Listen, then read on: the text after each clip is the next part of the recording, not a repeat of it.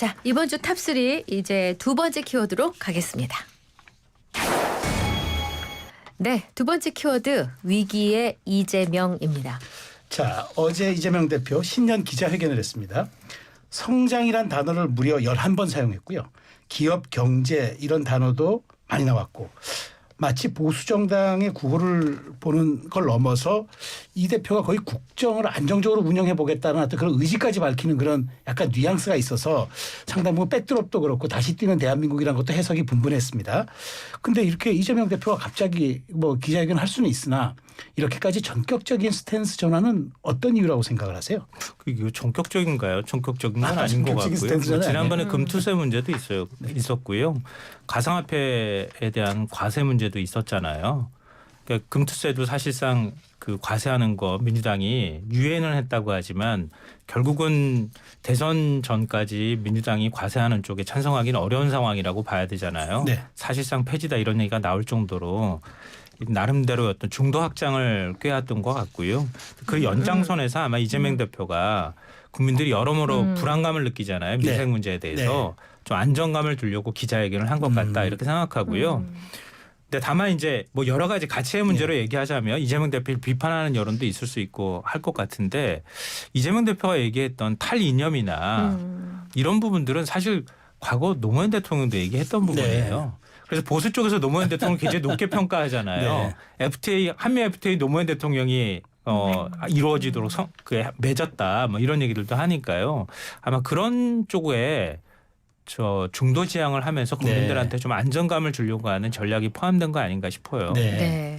근데 그 이재명 대표가 이 기자회견장에서 흥묘 백묘론을 꺼내 들었습니다. 그래서 그 사실 친중에 대한 이미지가 있었는데 또 이렇게 나오다 보니까 오해의 소지가 또 살짝 있었는데 무상복지 전도사란 별명도 있고 실제로 민주당은 당 강령에도 기본사회를 넣었잖아요.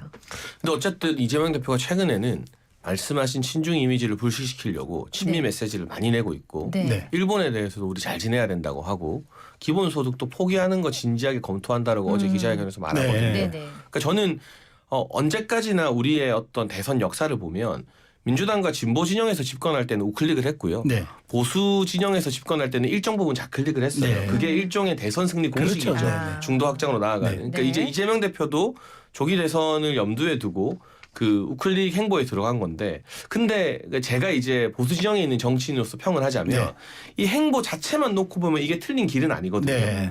그런데 이게 좀 타이밍이 너무 늦은 거 아니냐.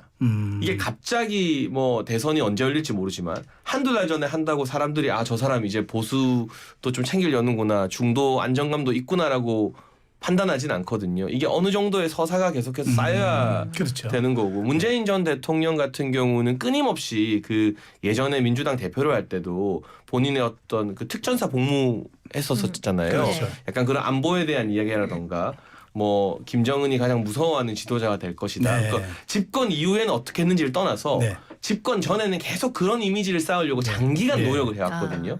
근데 이재명 대표가 이렇게 기자회견을 통해서 갑자기 우클릭하는 게 그 단면만 놓고 보면 저는 정치적으로는 맞는 방향이라고 봐요. 네. 제가 그걸 나쁘게 비판하진 않아요. 네. 근데 그게 유권자들이 받아들이기에 네. 갑자기 너무 뜬금없이 너무 속보이네 이런 네. 판단이 들 수도 있다라는 네. 점도 이재명 대표가 고민해야 될 지점 같아요. 네. 자꾸 갑자기 이렇게 얘기를 하니까요. 근데 이재명 대표는 사실 민주당하고는 결이 조금 다른 정치인이에요. 많은 분들이 잘 아시겠지만 그러니까 이른바 민주당에서 불리는 586, 뭐 386 이런 세대하고도 결이 완전히 다르고요. 그리고 자라온 환경도 완전히 다른 정치인입니다. 그러니까 그동안에 얘기했던 구호나 정치적 스타일도 많이 차이가 있거든요. 같은 동일선상에다 놓고 얘기하기는 조금 어렵다 이렇게 생각하고요. 이재명 대표가 중도나 실용 노선들을 얘기한 거는 좀 됐어요. 그러니까 실용 노선이라고 하는 건 아까 제가 노무현 대통령 말씀도 드렸지만 탈이념, 탈진영 아니 뭐 이념에 반먹이 주는 건 아니지 않습니까? 노 대통령도 그렇게 막 얘기하고 다녔었거든요. 근데 이재명 대표도 사실 어찌 보면 뭐 부정적으로 말하면 따라하기라고도 볼 수 있고 긍정적으로 말하면 지금 대한민국 사회가 굉장히 혼란도 겪고 또 경제적으로도 지금 굉장히 안 좋은 상황이잖아요. 이럴 때 한쪽에 어떤 지향적인 그런 정책들만 고집했을 때는 오히려 사회 갈등을 더 키우는 방향으로 갈 것이다. 네. 이런 것의 생각 때문에 얘기하지 않았을까? 네. 뭐 그것도 뭐 장평 그 전 최고께서 보시기에는 표 얻는 거다 이렇게 또 얘기하실 수 있지만 정치인이 뭐 표 얻기 위해서 국민들한테 호소하는 게 그럼 잘못됐다고 볼 수는 없는 거니까요. 네, 알겠습니다. 자, 어제 이재명 대표 공직선거법 항소심이 있었는데 재판부는 아주 이례적으로 2월 26일 결심 공판을 예고했습니다. 그렇다면 이제 빠르면 3월 초중순 안에는 이제 그 선고가 나올 것으로 예상이 되는데 항소심이 있던 어제 이 대표 측에서는 선거법 위헌 법률 심판 제청을 검토 중이라는 보도가 나왔는데 검토입니다. 아직까지는 하지 않았는데 네. 여당은 재판 지연술이라고 비판했고 이재명 대표는 아직까지 여기 입장은 내지 않았습니다마는 이렇게 이재명 대표가 이런 얘기를 꺼내는 건 어떤 의도가 있다고 그러니까 생각하세요? 아무래도 이 재판 결과가 지금 이 재판부 공판 일정대로라면 3월에는 나오거든요. 네. 네. 3월 말에 나올 걸로 보여지는데 그러니까 네. 그러면 그때가 한창 민주당 대선 경선이 만약 조기 대선이 열린다고 네. 가정을 하면 피크일지도 모르는 시점이다. 네. 거기에 대한 이재명 대표 측의 불안감이 있는 것 같아요. 근데 위헌 법률 제청을 신청한다고 재판부가 바로 받아주는 건 아니고 기각할 네. 수도 있어요. 그렇죠. 그러면 원래대로 재판 일정은 진행되고 네. 이제 헌재 헌법 소원을 해야 되는 건데 네. 이게 내용을 살펴보니까 허위사실 공표죄 자체가 위헌 아니냐라는 건데 뭐 다른 나라와의 판례 비교도 했습니다만 이제까지 허위사실 공표로 처벌받거나 지금도 재판받고 있는 정치인들이 너무 많거든요. 네. 그래서 이게 갑자기 헌법재판소에서 이거 위헌이다 이제 삭제해 줄게라는 판결을 내릴 가능성은 너무 낮지 않나. 네. 그럼 뭔가 실질적 실익이 있다기보다는 시간을 한두 달 끄는 것 정도가 이일 텐데 네. 만약에 이걸 제기해버리면 시간을 실제로 좀 끌게 되는데 성공할지 몰라도 네. 이재명 대표의 재판 지연 이미지는 더욱더 강화될 수가 있어요. 그래서 이거 정무적으로 잘 고려해야 되는 사안이라고 보고 실제 뭐 제출할지 말지 재판부가 입장을 빨리 밝혀달라고 했으니 다음 공판 전에는 이재명 대표 그렇죠. 측 입장이 네. 정리될 것 같습니다. 네네. 근데 판사 출신인 최재형 전 의원은 무죄를 주장하는 사람이 위헌 법률 심판 제청을 고려하는 거는 처음 본다. 무죄라면 하루빨리 재판을 끝내려 할 텐데라고 일침을 놨습니다. 논리적으로 맞는 네. 얘기죠. 네. 예. 근데 뭐 여러 가지 가능성을 염두에 둘 거예요. 민주당 입장에서는. 저도 그렇게 전략적으로 이게 맞는 방법인가? 여기에 대해서 좀 의문을 갖고 있는데요. 네. 그러니까 장 전 최고께서도 잘 아실 거예요. 허위사실 공표죄 이거 코에 걸면 코걸이고 귀에 걸면 귀걸이에요. 그건 동의합니다. 그러니까 이게 선거법 조항. 정치하는 사람들은 다 동의할 겁니다. 그러니까 선거법 조항 보면은요. 네. 이게 예를 들면 자기 허위 이력이라든가 이런 것들 가지고 허위사실 공표했을 때 그걸로 인해서 그 덕분에 당선이 됐을 때 당선자의 자격이 없다고 판단하는 거거든요. 네. 근데 이재명 대표의 경우에는 당선된 사람도 아니잖아요.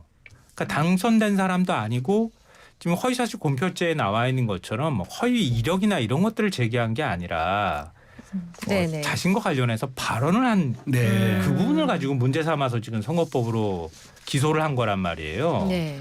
그러니까 그 부분에 대해서는 허위사실 공표 혐의에 이게 해당이 되는지 안 되는지 한번 판단을 구해보고 싶은 생각도 있었을 거고요. 네. 그리고 정치인들 입장에서도 이거는 이제 조금 어떤 방식으로든 달리 법정을 고쳐야 되는 거 아닌가라고 하는 공감대도 저는 있다고 생각해요. 네. 그러니까 그런 면에서는 원칙적으로는 한 번쯤 해볼 만한 거다라고 하는 데는 동의를 하나 하지만 국민들이 인식할 때는 왜 하필 이러면서 지금? 시간 끌게 하는 거 아니야라고 인식할 만한 우려가 있다. 네. 그 말씀 드립니다. 알겠습니다. 자, 그나저나 지금 비명계 쪽에서는 뭔가 꿈틀꿈틀하는 움직임이 보이는 것 같습니다. 임종석 전 실장이 연일 이재명 대표와 친명계를 때리는 듯한 발언을 하는데요. 임 실장이 SNS에 친명 색깔만으로는 국민 과반 신뢰 얻기 어려워라고 했고요. 며칠 전에도 이재명 한 사람만 바라보는 민주당이 국민 신뢰를 얻을 수 있나 직격했고요.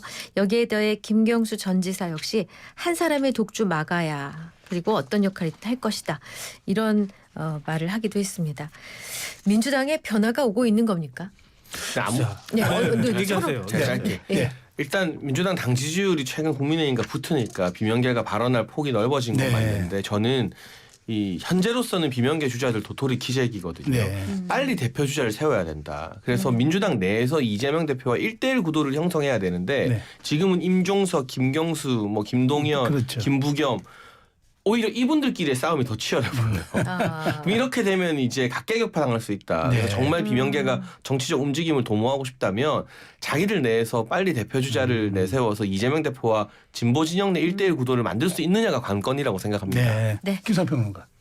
당분간은 이거 흔든다고 해가지고 될 문제는 아닌 것 같고요. 네. 결국 지금 2심 결과 아까 선고법 말씀하셨지만 빠르면은 3월 초, 늦으면 한 3월 말 정도에 나오지 않겠느냐 선고가 네. 이런 그렇죠. 얘기 하잖아요. 예상입니다. 네. 근데 아직 그때는 대선 전에 들어갈지 안 들어갈지 글쎄 모르겠어요. 그때까지 뭐 판결이 나올지 그때까지는 안 돼. 심리가 나올지 안 나올지도 모르겠어요. 왜냐하면 네. 탄핵 그 선고가 나온다 하더라도 60일 뒤에 대선이 치러지기 네. 때문에 대선 전에 들어가지 않을 수도 있고 들어갈 수도 있는 뭐 아주 애매한 시점이거든요. 네, 네. 근데 그런 면에서는 비명계는 민주당 안에 분명히 존재하니까요. 네. 김경수 전 지사가 행사장에서 말했다는 거 듣고 저도 좀 깜짝 놀랐는데요. 확실히 네. 나올 것 같구나 이 생각했어요. 아, 그렇군요. 그런 거에 비하면 민주당에서도 당내 경쟁 구도가 만들어질 수 있겠다 싶고요.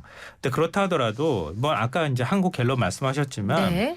진보층의 69% 그리고 민주당 지지자 가운데 74%가 이재명 대표를 지지를 해요. 네. 이 구도는 쉽게 깨지지는 않을 거다 이렇게 네. 생각합니다. 알겠습니다. 자, 이번 주 탑3 이제 세 번째 키워드 살펴보겠습니다. 네, 세 번째 키워드는 의원 아니고 요원입니다. 어제 열렸던 윤석열 대통령 탄핵 심판 헌재 4차 변론에서 김용현 전 장관은 윤 대통령 측 증인으로 출석했는데 포고령도 다 자신이 작성하고 국회 병력 투입도 자신이 다 했다고 진술했습니다.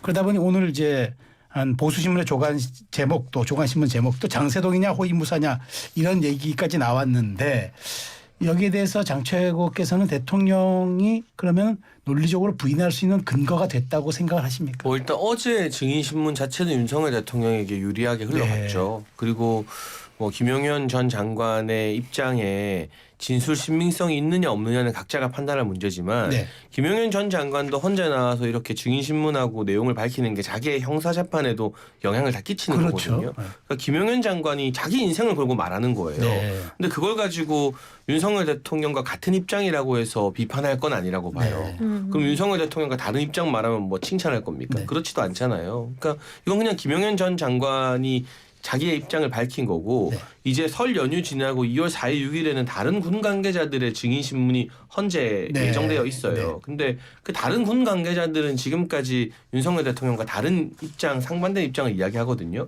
그럼 그때 증인 신문에서 양측의 진술이 엇갈릴 때 누가 더 근거에 있는 이야기를 하느냐를 네. 우리가 따져보면 되는 노릇이고요. 네. 일단 어제 헌재 신문으로 그동안 일부 언론에서 보도했던 윤석열 대통령과 김용현 장관의 입장이 다르다라는 네. 이야기는 이제 더 나오긴 힘들 것 같아요. 그렇죠. 그다음 적어도 합해졌으니까. 그리고 네. 실무적으로 계엄 사무를 지휘했던 당시 국방부 장관이 윤석열 대통령 변호인단과 같은 입장을 견지해줬기 때문에 네.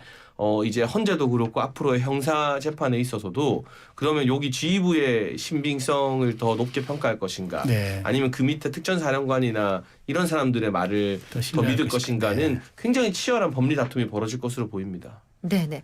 주요 정치인 체포조와 관련된 질문에도 체포 명단이 아니고 동정을 살피라는 차원이었다. 또 본회의장에서 의원을 빼라가 아니고 요원을 빼라고 한 것이라고 요원을 빼라고 한 것인데 와전된 것이다. 이런 주장이 있었습니다.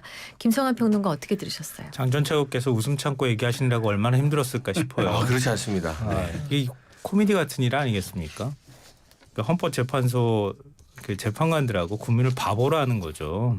그동안에 그렇게 많은 진술이 쏟아져 나왔는데 그거 다 두 사람이 지금 형해화시키고 코미디로 만들어놨잖아요. 나라 쑥대밭을 만들어 놓은 거 아닙니까? 한국 경제 지금 0% 성장했어요. 0% 성장이 얼마나 많은 충격을 주는 건지 아십니까? 윤 대통령은 아마 글쎄요 잘 모를 것 같아요. 제가 보니까.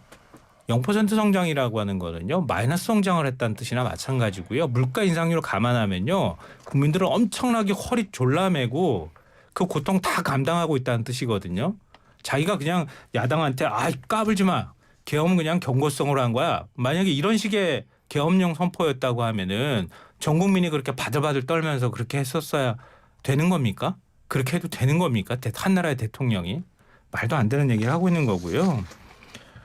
그러니까 저는 김용현 전 장관이요. 어떤 진술을 해도 자기한테 불리할 게 없다고 생각하기 때문에 윤석열 대통령한테 다 맞춰줬다고 생각해요. 왜냐하면 김영현 전 장관은 내란 우두머리가 기본적으로 될 수가 없어요. 지금 윤 대통령의 말에 따르면은 대통령은 김영현 전 장관이란 얘기잖아요. 모든 거 다 김영현 전 장관이 한 거잖아요. 근데 김영현 전 장관이 형사법상으로 형사재판에서 절대 내란 우두머리가 될 수 없거든요. 왜냐하면 계엄 선포는 오로지 대통령한테 권한이 부여된 거니까요.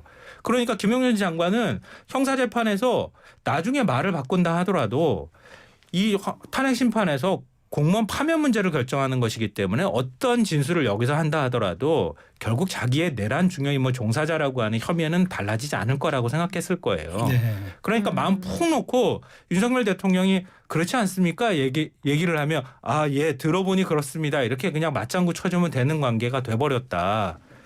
근데 윤석열 대통령 아까 제가 갤럽 조사 약간 꺾였다는 말씀 네. 드렸는데요. 윤석열 대통령이 계속 이런 식의 태도를 보이면요. 그동안에 윤 대통령을 보호해야 되겠다 이렇게 하시던 분들도 오히려 고개 절레절레 흔들 거라고 생각해요. 네.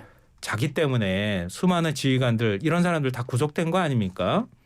거기에 대해서 최소한의 책임감을 가졌으면 좋겠습니다. 그런 당당한 모습이라도 보이는 게 지지자들이나 국민들한테 최소한의 예의라고 생각합니다. 네. 윤 대통령은 어제 또 이건 이제 이번 계엄은 실패한 계엄이 아니라 예상보다 빨리 끝난 거다라고 말을 하기도 했고요.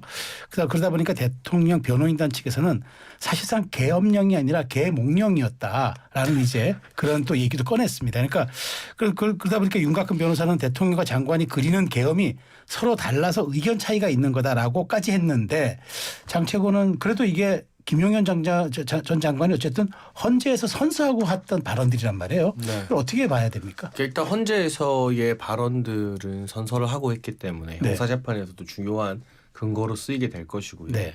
일단 어제 사실 좀 본질적으로 중요했던 대목은 포고령과 관련된 부분 그리고 최상목 권한대행이나 국무위원들에게 전달됐다는 쪽지 있잖아요. 네. 비상입법기구나 그렇죠. 네. 관련된 쪽지를 누가 작성했느냐인데 지금 거기에 대한 진술이 엇갈리는 가운데 어제 증인신문에서는 김용현 전 장관이 작성해서 실무진을 통해 국무위원들에게 건넸다라는 것까지는 네. 윤석열 대통령 측과 김용현 전 장관 측 입장이 일치해요. 일치했죠. 네. 네. 저는 그 부분이 이제 법리적으로는 굉장히 중요한 대목이었다고 보고요. 네. 좀 큰 틀에서 이 계엄의 의미나 네. 뭐 계엄의 효과, 네. 계엄의 성패 여부 등에 대해서는 이게 각각의 어떤 정치적 상상, 정치적 입장에 따라 달라지는 부분이지 이게 지금 탄핵 심판이나 이 내란을 다투는 부분에 네. 법리적으로 크게 의미 있는 부분은 아닌 것 같습니다. 네. 다만 윤석열 대통령 측에서 일관되게 주장하는 건 이 계엄 자체가 이 야당으로 인해서 정부의 국가 기능이 마비된 걸 국민들에게 알리기 위한 네. 목표였다면 그 효과는 정치적으로 달성한 것 아니냐라는 네. 주장을 하고 있는 것으로 해석이 됩니다. 네. 네. 자, 검찰은 오늘 중 윤 대통령에 대한 구속영장을 신청할 예정인데요. 지난 15일부터 구속 상태에서도 편지나 탄핵 심판 출석을 통해 존재감을 드러내는 윤 대통령이 지지층을 확실히 결집을 하고 있는 모습인 듯한 것으로 보입니다. 이게 여당에 과연 도움이 될까요? 일단은 뭐 도움이 되는 거죠. 왜냐하면 거의 난파선이 될 위기에 처해 있는데 윤 대통령이 말한 것처럼 내가 정권 재창출에 기반을 마련해 줬다 이렇게 관지원 의원들하고 당협위원장한테 네. 말했다잖아요. 그러니까 다 무너질 뻔했던 게 어떻게 조금 살아날 가능성이 있다 이런 생각을 할 수는 있을 것 같아요. 네. 그리고 지금 국민의힘도 사실은 안심하면 안 되는 것이요. 지금 보수 지지층들이 이렇게 결집하는 현상이 단순히 국민의힘 지지자만 결집하는 게 아닙니다. 네. 국민의힘이 진짜 보수를 지향한다고 하면요. 대한민국 질서나 사회 민주주의 체제를 수호하는 방법이 뭘까 고민해야 해요. 네. 근데 그동안에 일종의 전체주의적 사고를 갖고 있는 극우라고 할 수 있는 여러 부류의 극단적 종교화되어 있는 사람이나 이런 사람들까지 다 지금 가세를 하고 있는 거거든요. 나중에 국민의힘이 집권을 하더라도 굉장히 힘들 거예요. 네.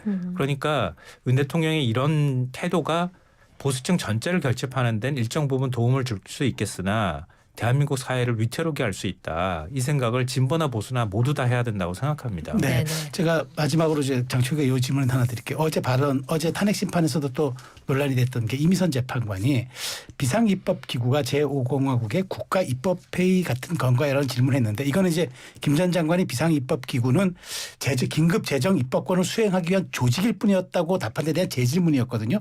이게 비상입법기구 쪽지 여부가 그래도 헌재도 계속 중요하게 보고 있다. 그런 반증으로 봐야 될까요? 네, 이미 최상목 권한대행이 받았다는 그 메모 네. 민주당이 공개했는데 네. 뭐 거기에 대해서도 김용현 전 장관의 입장은 좀 다르긴 해요. 네. 그 자기가 건넨 메모에는 그 쪽지 밑에 뭐 숫자 같은 게 없었는데 민주당 공개한 것에는 있다면서. 근데 어쨌거나 그 부분은 헌재가 증거로 채택을 했습니다. 이게 네. 왜 중요하냐면 비상입법기구가 국회를 대체하는 기구라면 네. 이건 결국 국회 봉쇄의 의미가 있었던 네. 것이다로 판단되는 것이고 김용현 전 장관의 입장처럼 긴급한 국가 재정 자금을 네. 추리기 위한 기구라면 그건 또 국회의 정치 활동을 금하는 것과는 다른 의미이기 때문에 네. 이 부분이 아마 헌재나 네. 형사재판에서도 중요한 쟁점으로 다퉈지게 될 것 같습니다. 짧게만 내가 하나 더 여쭤볼게요. 지금 윤 대통령이 옥중 메시지 그다음에 존재감 드러내는 것 때문에 여당 지지율 사실 오르고 있잖아요. 네.